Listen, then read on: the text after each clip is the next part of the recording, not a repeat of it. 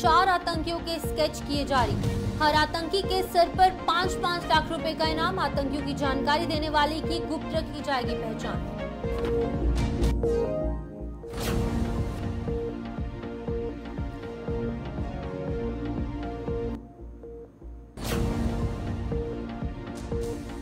बाबा आदम के जमाने में आज भी लोग जीने को मजबूर। आजादी के बाद भी सड़कों जैसी सुविधाओं को तरसे लोग।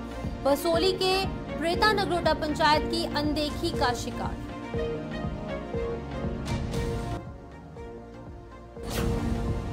मौलाना आजाद स्टेडियम की चाक चौबंद सुरक्षा। स्वतंत्रता दिवस के मद्देनजर बड़ी स्टेडियम की सुरक्षा। कड़ी जांच पड़ताल के बाद ही आवाजाही की इजाजत।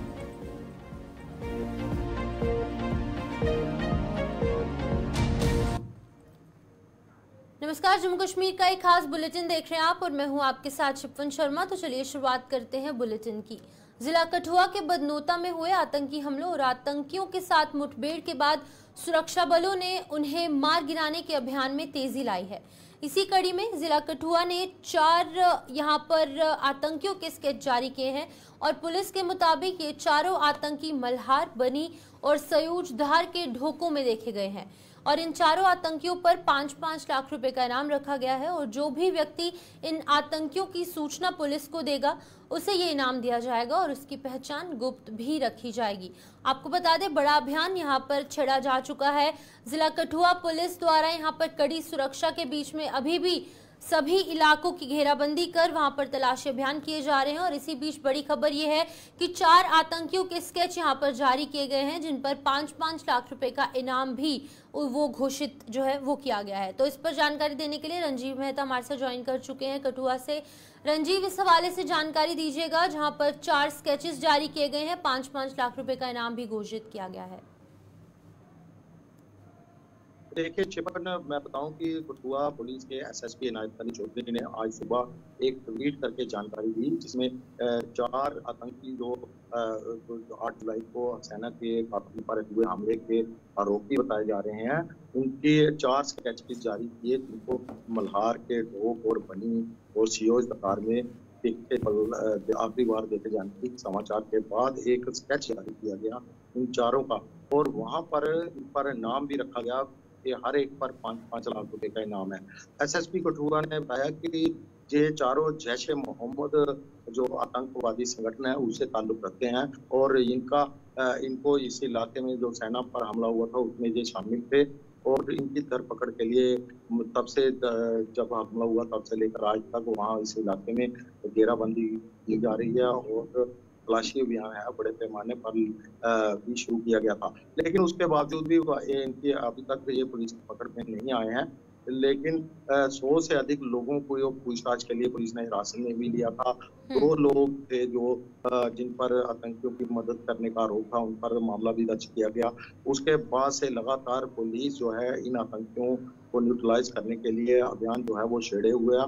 आज सबसे बड़ी खबर यह है कि आज इनके स्केच जारी कर दिए गए करीब 1 महीने बाद। तो रंजीव, यहाँ पर बताएगा क्योंकि जिला डोडा में भी इस तरीके के 4 स्केचेस जो है वो जारी किए गए थे, तो क्या लगता है कि पुलिस को कितनी बड़ी कामयाबी हासिल हो सकती है इन स्केचेस के जारी करने के बाद?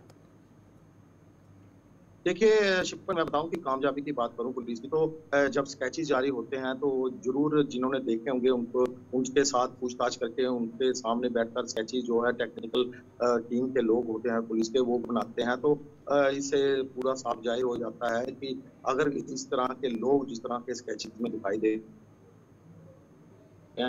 मिलते हैं उस इलाके में या कहीं भी, तो पुलिस को उसकी सूचना दी जाए और जिससे के बाद इनाम जो है घोषित किया गया हर एक पर 5-5 लाख रुपए का वो भी मिलेगा और उनकी जो उनकी पहचान है जो बताएगा वो भी गोपनीय रखी जाएगी। लेकिन आतंकवादी घटनाओं को लेकर पहले से ही अंतर्राष्ट्रीय सीमा से लेकर कठुआ के पहाड़ी इलाकों तक लगातार सिक्योरिटी के पुख्ता बंदोबस्त कर दिए गए हैं और बाहरी राज्यों से लगने वाली जितनी भी सीमाएं उनके बॉर्डर भी सील हैं, वहाँ पर हर आने जाने वाले की तलाशी ली जाती है, पूछा जाता है हिमाचल की सीमा हो चाहे पंजाब की सीमा हो। लेकिन अभी तक इनका कुछ पता नहीं चल पा रहा है। हाईवे से लेकर पहाड़ों तक लगातार सुरक्षा कड़ी कर दी गई है। लेकिन आज ये स्केच जारी होने के बाद कहीं ना कहीं सुरक्षा एजेंसियों ने भी राहत की सांस ली होगी कि अब इनके स्केचेस आ गए हैं तो इनको पहचानना जो है वो आसान होगा। रंजीव, यहाँ पर जानना चाहूंगी क्योंकि कठुआ में काफी ज्यादा आतंकवादी हमले देखने को मिले और जवान भी यहाँ पर शहीद हुए। स्थानीय लोगों के हवाले से जानकारी लेना चाहूंगी, वो किस तरीके से सिक्योरिटी एजेंसीज के साथ कोऑपरेट करते नजर आ रहे हैं? देखिए, स्थानीय लोगों की बात करूं तो लोग जो है वो पुलिस के साथ सहयोग करने के लिए तैयार हैं और कर भी रहे हैं। लेकिन उसके बावजूद भी कुछ छुपे हुए मगरमच्छ हैं जो इन आतंकवादियों की चालों पर चलते हैं और जो ओवरग्राउंड वर्कर्स का काम करते हैं। वो क्योंकि 1 महीने से अधिक का समय हो गया, अगर 1 महीने से इसी इलाके में आतंकवादी जंगलों में जहाँ कहीं भी छिपे हैं तो उनको कोई ना कोई रोटी पानी खाना तो खिला रहा होगा। जो मददगार हैं उनके ऊपर भी नकेल कसना जारी है, जरूरी हो गया है। और पहले भी डीजीपी ने कहा था कि जो भी आतंकवादियों के मददगार हैं उनके ऊपर जरूर नकेल कसी जाएगी, उनका जो नेटवर्क है उसको भी ध्वस्त किया जाएगा। लेकिन फिर भी कोई ना कोई जरूर उनकी मदद कर रहा है, क्योंकि इस इलाके में और ये चारों जो है, जो एसएसपी ने जो घोषणा की गई है, चारों जैश ए मोहम्मद के आतंकवादी। रंजीव, यहाँ पर एक चीज काफी इंपॉर्टेंट है क्योंकि अगर हम बात करें लोकल सपोर्ट की, तो लोकल सपोर्ट के बिना आतंकवादियों का 1 महीने तक एक इलाके में पनपना काफी ज्यादा मुश्किल की चीज है। तो किस तरीके से लोगों को यहाँ पर अवेयर किया जा रहा है कि इन लोगों को पनाह ना दी जाए, क्योंकि लोकल सपोर्ट इन आतंकवादियों को मिल रही है, इसीलिए 1 महीने से ज्यादा का समय इन्हें कठुआ में बीत चुका है। देखिए, लोकल सपोर्ट की बात करूं जो है उसको लेकर पुलिस ने काफी सख्ती भी बरती थी। 100 से अधिक लोगों को हिरासत में भी लिया था पूछताछ के लिए। 2 के ऊपर मामला भी दर्ज किया है। तो लोकल जो स्थानीय लोग हैं उनमें कहीं ना कहीं पुलिस के जो दबाव है उसको लेकर कहीं ना कहीं जरूर उनके मन में डर है, वह आतंकियों की मदद नहीं करेंगे। लेकिन फिर भी कोई ना कोई जरूर होगा जो उनकी मदद कर रहा होगा, उनको रसद पहुंचा रहा है, चाहे वह जंगलों में छिपे हैं, चाहे किसी के घर में बैठे हुए हैं। ये सारी बातें जो है आने वाले दिनों में पता चल जाएंगी। वो जैसे ही उनको सुरक्षा बलों के साथ उनका टाकरा होगा तो कहीं ना कहीं उनको न्यूट्रलाइज भी किया जाएगा। लेकिन स्थानीय लोगों की, स्थानीय नेता जो नुमाइंदे हैं उनसे जब हमारी बात होती है इस इलाके के, तो उनका कहना है कि वह लोग पूरी तरह से शांत माहौल में रह रहे थे, लेकिन इन आतंकी घटनाओं के बाद उनके इलाके का माहौल खराब हुआ। वह इसको कभी भी बर्दाश्त नहीं करेंगे और आतंकियों को न्यूट्रलाइज करने के लिए सेना और सुरक्षा एजेंसियों का पूरा साथ। रंजीव, आखिरी सवाल इस खबर पर आप ये बताइएगा, इंडिपेंडेंस डे को भी 5 दिन शेष रह चुके हैं, इसको लेकर किस तरीके से तैयारियां की जा रही ताकि वहां का माहौल एक बार फिर से खराब ना हो? देखिए शिपन, इन आतंकी घटनाओं को लेकर कठुआ जिले की बात करूं तो 2 आतंकी घटनाओं जो हीरानगर और बदनौता में हुई है, उनको उसके बाद से ही सिक्योरिटी जो है इस इलाके की पूरी की गई है। अंतर्राष्ट्रीय सीमा पर भी चौकसी बढ़ा दी गई है। फर्स्ट लाइन पे बीएसएफ है, उसके बाद जम्मू कश्मीर पुलिस और सेना की कुछ टुकड़ियां जो है वो लगातार गश्त करती रहती हैं। और ऊपर से अमरनाथ यात्रा भी जारी है और अमरनाथ यात्रा के चलते पहले से ही हाईवे जो जम्मू पठानकोट हाईवे उसकी सुरक्षा को जो लखनपुर से लेकर जम्मू श्रीनगर तक बढ़ाया गया था, वहाँ भी लगातार गश्त की जा रही है। वहाँ पर सीआईएसएफ, बीएसएफ और सीआरपी के जवान जो है लगातार नेशनल हाईवे पर नजर बनाए हुए हैं। लेकिन फिर भी कहीं ना कहीं चोरी छुपे आतंकी जो है ये 2 घटनाओं को अंजाम दे चुके हैं। लेकिन सुरक्षा के इंतजाम जो है, क्योंकि आने वाले दिन में 15 अगस्त का पर्व आने वाला है, तो उसके ऊपर भी सुरक्षा बड़ी कर। ठीक है रंजीव, आप जुड़े रहिए हमारे साथ, अगली खबर पर भी आपसे जानकारी लेंगे। इसी बीच जहां पर हम कठुआ जिले के हवाले से बात करेंगे तो वहां पर कड़ी सुरक्षा के बीच में जो है वो सिक्योरिटी एजेंसीज यहाँ पर काम कर रही हैं और 4 स्केचेस जारी किए गए जिन पर 5-5 लाख रुपए का इनाम यहाँ पर घोषित किया गया है। इसी बीच कठुआ के हवाले से अगली खबर की ओर बढ़ेंगे जहां पर बसोली के दूरदराज की प्रेता नगरोटा पंचायत के लोग आज भी बाबा आदम के जमाने में जीने को मजबूर हैं। देश को आजाद हुए 7 दशकों से ज्यादा समय बीत चुका है, लेकिन यहाँ के जो निवासी हैं वो आज तक सड़क जैसी सुविधा भी उन्हें नहीं मिल पाई। इस पहाड़ी इलाके में उबड़ खाबड़ रास्तों से ही लोगों को संतोष करना पड़ रहा है और आज तक कितनी सरकारें आई और कितनी सरकारें गई, लेकिन इन लोगों की सुध लेने यहाँ पर कोई भी सियासी दल जो है वो नहीं पहुंच पाया। किसी भी सियासी दल को ये गवारा नहीं हुआ कि इन लोगों की सुध ली जाए और तस्वीरें आप साफ तौर से देख सकते हैं कि किस तरीके से बाबा आदम के ज़माने में ये लोग जीने को मजबूर है। सड़क जैसी बुनियादी सुविधाएं जो है वो इन लोगों तक नहीं पहुंच पा रही हैं। तो एक बार फिर से हमारे साथ रंजीव ज्वाइन कर चुके हैं। रंजीव, आपसे जानना चाहूंगी, तस्वीरें ऑडियंस ने देख ली हैं, आप क्या कुछ कहेंगे, किस तरीके से लोगों को दिक्कतों का सामना करना पड़ रहा है? रंजीव, आप सुन पा रहे हैं?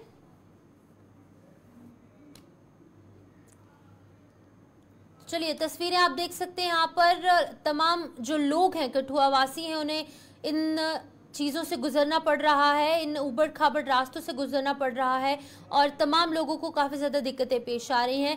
ये वही रास्ता है जहाँ से कि स्कूली बच्चे रोज़ाना स्कूल जाते हैं, जो पेशेंट्स हैं उन्हें भी इसी रास्ते से गुजारा जाता है, जिसकी वजह से लोगों को काफ़ी ज़्यादा दिक्कतें जो हैं वो झेलनी पड़ रही हैं। और ख़ासकर बरसात के मौसम की अगर बात करेंगे तो यहाँ पर पस्सियाँ गिरने का भी डर सताता है और इसी बीच लोगों को तमाम तरीके की दिक्कतों से जूझना पड़ रहा है। तो रंजीव हमारे साथ ज्वाइन कर चुके हैं। रंजीव, आप सुन पा रहे हैं?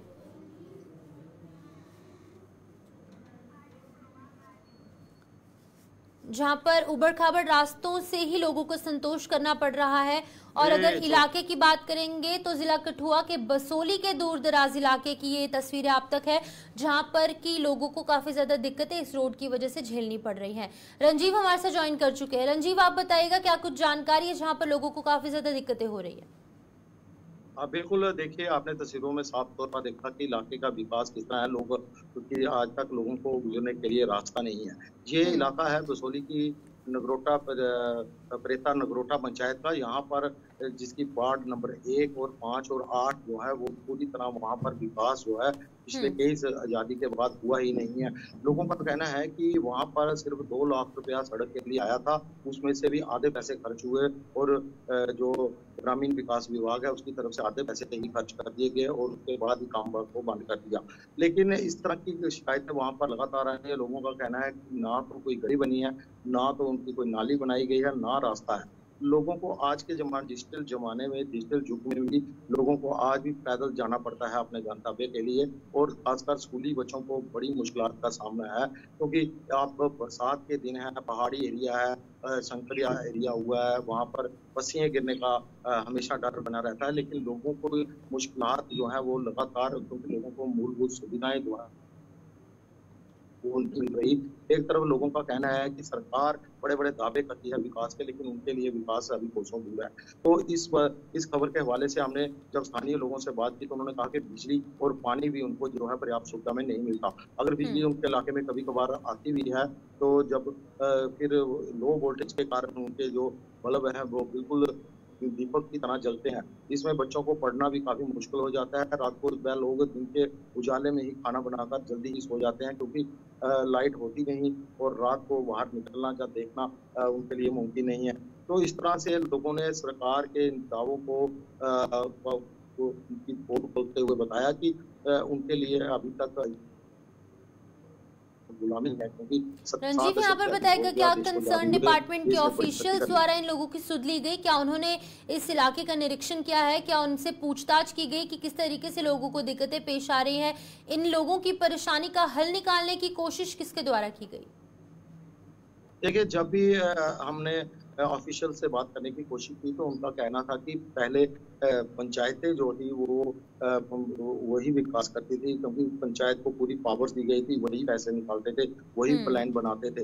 लेकिन नरेगा आदि स्कीमों के बारे में विभाग ने चुप्पी ही साध रखी है, क्योंकि जब हमने पूछा कि नरेगा जो है वो स्कीम के तहत ही काम करवाया जाए, उन्होंने कहा कि सारा काम जो है वो जो चुनी हुई पंचायत है वही करवाती थी। अभी 1 साल भी नहीं हुआ कि पंचायतें डिसॉल्व हो चुकी हैं। अब सारा जिम्मा जो है ग्रामीण विभाग के अधिकारियों के पास है, लेकिन उसके बावजूद भी लोगों को राहत नहीं मिल रही है।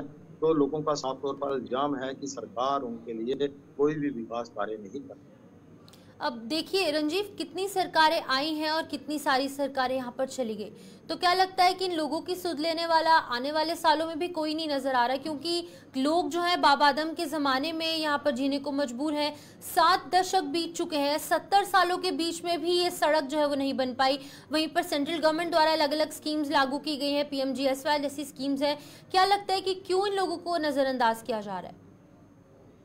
देखिए, दूर-दराज का इलाका है, लोगों की नुमाइंदगी जिनके हाथों में है, कमजोरी तो उनकी है, क्योंकि लोगों का काम है वोट डाल के अपने नुमाइंदे चुनना और नुमाइंदों का काम है कि सरकारी मंच पे जाकर जहाँ जो भी सरकार की स्कीमें या योजनाएं हैं उनको अपने इलाके में इम्प्लीमेंट करवाना। अगर चुने हुए लोग ही कमजोरी उनकी होगी तो कहीं ना कहीं जरूर लोगों को खमियाजा भुगतना पड़ता है।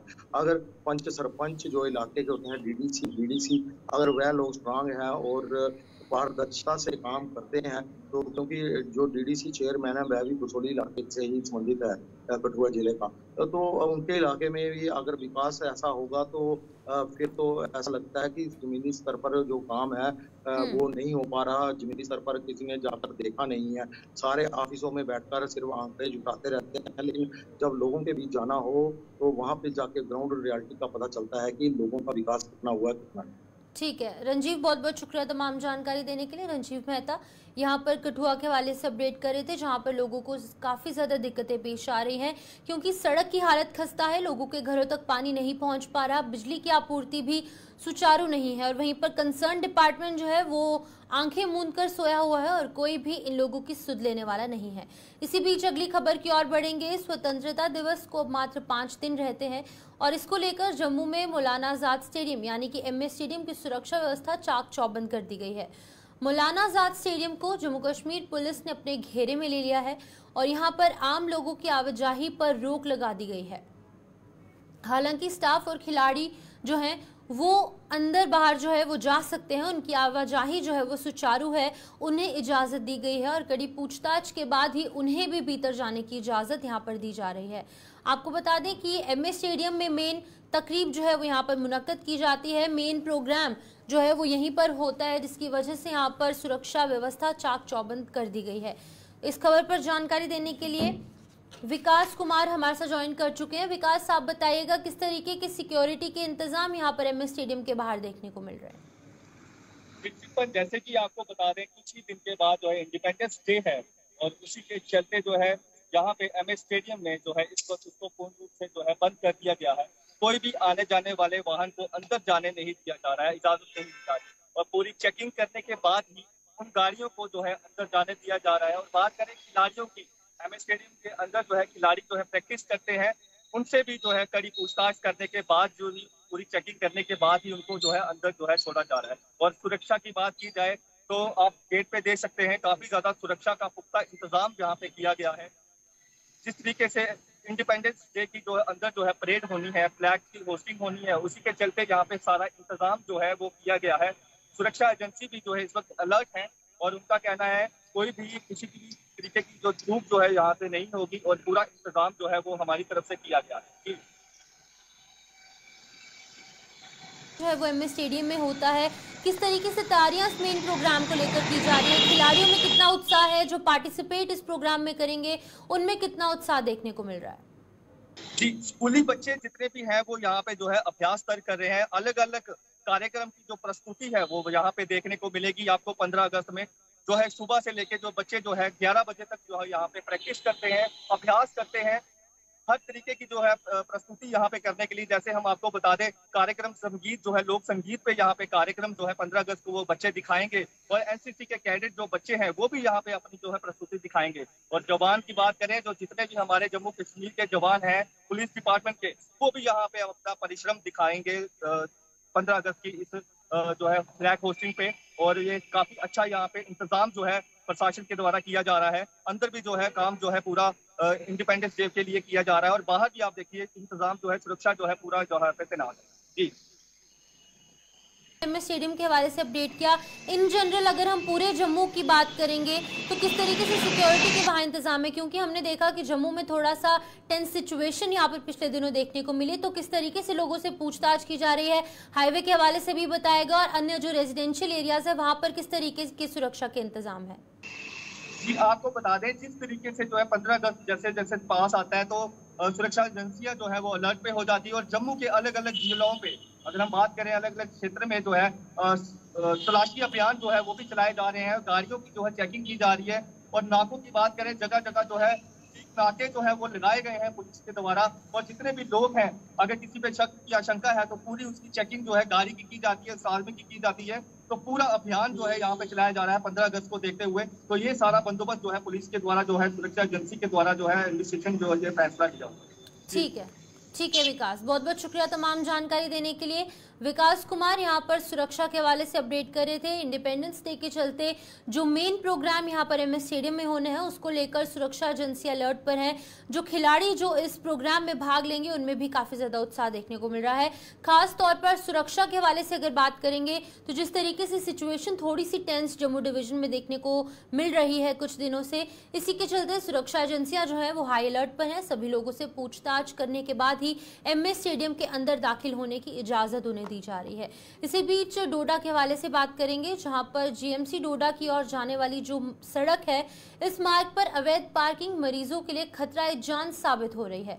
आलम यह है कि इस मार्ग में एम्बुलेंस का गुजरना भी मुश्किल हो रहा है और ट्रैफिक पुलिस लंबी ताने सोया है। आपात परिस्थितियों में जीएमसी की ओर जाने वाली एम्बुलेंसों के सड़क पर फंसने से मरीजों और उनके तीमारदारों की सांसें सूली पर लटकी रहती हैं, जहां पर कि लोगों को काफी ज्यादा दिक्कतें हो रही हैं। खास तौर पर पेशेंट्स और उनके अटेंडेंट्स को दिक्कतें हो रही हैं, क्योंकि सड़कों पर ही लोग जो है वो पार्किंग कर चले जाते हैं, जिसकी वजह से एम्बुलेंस जीएमसी तक पहुंचने में कहीं ना कहीं लेट हो जाती है, जिसकी वजह से जो खतरा है इन मरीजों के लिए और ज्यादा बढ़ जाता है।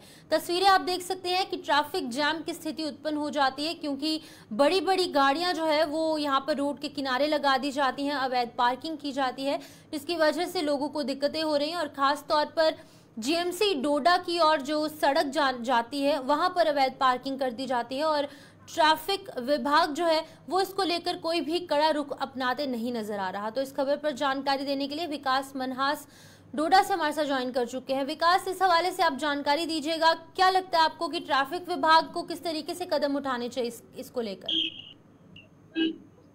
डोडा डिस्ट्रिक्ट जो है काफी बड़ा शहर हो चुका है और ऐसे यहाँ पर रास्ते जो है जीएमसी के लिए ओपन है और रास्तों पर गाड़ियां जो है आसपास पार्किंग करके रखी हुई है लोगों ने, और जहाँ पर पार्किंग वाली जगह है वहां पर लोग गाड़ियां नहीं लगाते और इसके चलते जो है कई टाइम जो है लंबे लंबे समय तक एम्बुलेंस जो है वहां पर फंसी रहती है, या कोई इंसान वहां से निकल रहा हो उसकी भी गाड़ियां वहां पर फंसी रहती है। लगातार यहाँ के एडमिनिस्ट्रेशन से यहाँ के लोकल लोग जो है अपील करते हैं, साथ में ट्रैफिक विभाग से, लेकिन कोई भी बड़ी कार्रवाई जो है देखने को नहीं मिलती है, क्योंकि रात के समय लोग गाड़ियां सड़कों के बीच में पार्क करके रखते हैं और ऐसे में जो पेशेंट है काफी सीरियस होते हैं और एम्बुलेंस से लेकर उनको हॉस्पिटलाइज जाना होता है। विकास, आपसे जानना चाहूंगी कि आसपास के इलाके में कोई पार्किंग एरिया अलॉट किया गया है प्रशासन द्वारा?